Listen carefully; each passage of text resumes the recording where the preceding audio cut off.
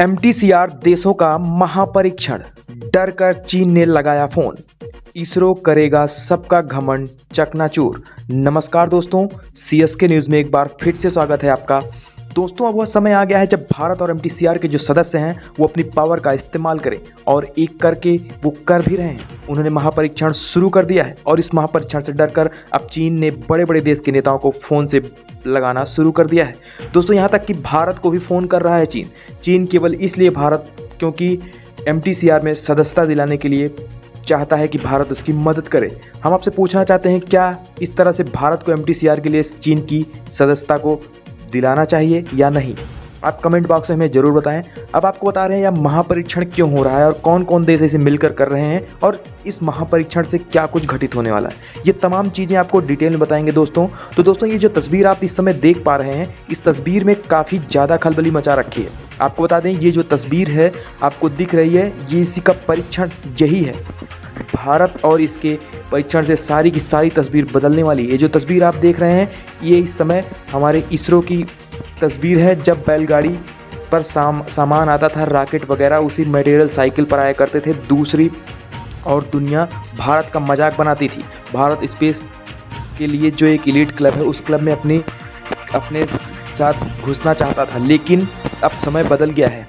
बदलते हुए समय में दिख रहा है कि एलीट क्लब में अपनी भारत जो है इसमें घुसना ही नहीं, बल्कि पश्चिमी देशों के साथ जो अपने सैटेलाइट को अंतरिक्ष में पहुंचाने का भी काम कर रहा है। तो ऐसे में भारत एक बड़ा उद्योग बन गया है, जो अंतरिक्ष में भेजे जाए सैटेलाइटों का उद्योग बना है। जैसे कि जो लॉन्च व्हीकल हैं या लॉन्च के बाद लगभग बर्बाद ही हो जाते हैं, लेकिन भारत उसे काफ़ी ज़्यादा खर्चा कर रहा है। ऐसे में अगर रिफ्यूजेबल लॉन्च व्हीकल हो यानी लॉन्च हो, व्हीकल वापस धरती पर आ जाएं, जैसे कि धरती पर प्लेन लैंड करते हैं वैसे ही लैंड कर जाएंगे, तो भारत इसका फिर से इस्तेमाल कर सकता है। अब इसरो ने ऐसी ही चीज़ को लेकर नया रिफ्यूजेबल लॉन्च व्हीकल का निर्माण किया है। बेंगलुरु में 220 किलोमीटर दूर इसका जल्द ही परीक्षण होने वाला है।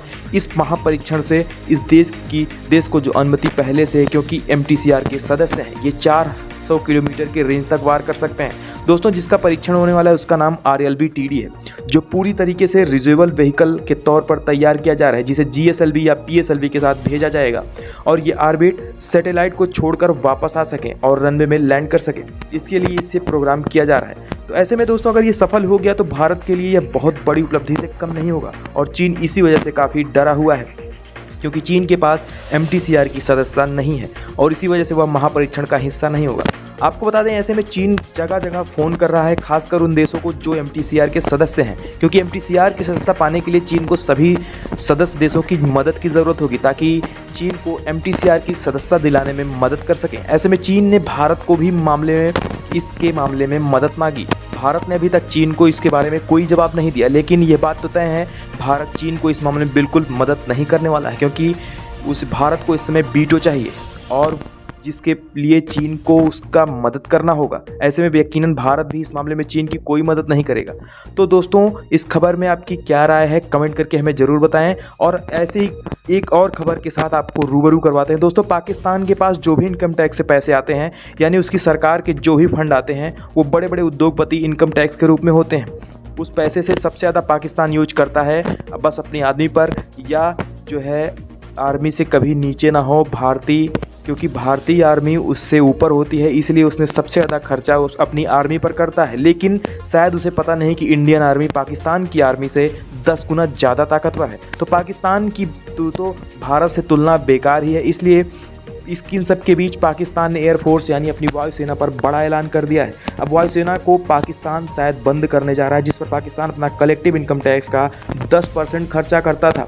दोस्तों, आपको बता दें कि आप ये समझ सकते हैं कि ऐसा क्या हो रहा है पाकिस्तान में। थोड़ी देर में आपको हम ये विस्तार से बताएंगे।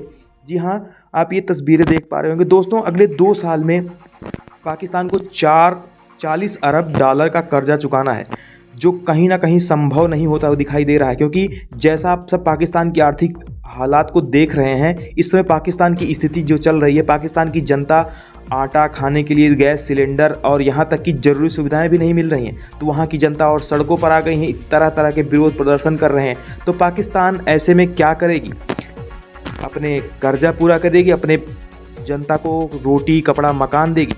यहाँ तक कि मैं भी ये बात को आपसे कहना चाहता हूँ कि पाकिस्तान को ये सब कैसे करेंगे, यानी कि पाकिस्तान कुछ समय में बाद उसे अपने ही उसमें वापस लौटना पड़ेगा। इन सब के बीच पाकिस्तान के पास 2 वायुसेना का बड़ा हिस्सा है, जिसमें सोवियत के समय जो MiG-21 उसकी कॉपी बनाई गई थी, चाइना ने ऐप से 1PZ से और इसे बेचा था। पाकिस्तान को उसी के 2 स्क्वाड इस वक्त पाकिस्तान के पास है। पाकिस्तान ने कहा कि अब ये दोनों स्क्वाड हम बर्बाद कर देंगे, तबाह कर देंगे। अब ये रिप्लेस किससे कर रहे हैं ये आपको बता दें, इन्हें रिप्लेस करने के लिए चुना है चाइनीज़ F-17 फाइटर जेट को, जिसका प्रोडक्शन और मेंटेनेंस पहले ही बंद हो चुका है। तो आपको बता दें, इस बात का अंदाज़ा आप लगा सकते हैं कि पाकिस्तान वायुसेना पूरी तरह से खत्म हो रही है। तो आप ऐसा सोच रहे होंगे कि ऐसा कैसे हो रहा है और ऐसा क्यों हो रहा है। तो ऐसा इसलिए कि मिराज जो है अब रिटायर्ड होना शुरू हो गया है।